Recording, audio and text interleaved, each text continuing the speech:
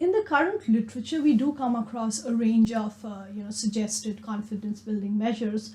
I think one of the suggestions that I have is to perhaps train select cadre of the nuclear command authorities in crisis management. Of course, this we're speaking in terms of the NCA in Pakistan and in India.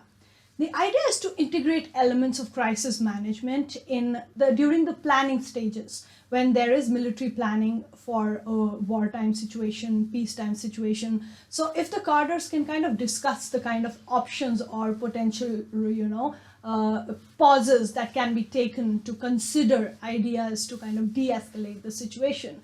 If you look at both the countries, we already have existing cadre of the NCA that are trained in some aspects of scenario building. So the idea is to perhaps add to this and actually train them more in terms of crisis management and war termination. So if the personnel that are a part of the decision making are actually sensitized to and trained in crisis management, it can actually help mitigate possible dangers that arise during a crisis. So these trained service people can also be, deputized for a crisis negotiation in case a need arises. I think the other suggestion that I have is to perhaps also have a hotline at the higher political level, so some of the hotlines do, of course, a hotline do exist between India and Pakistan, but one could also have a hotline between the national security advisors.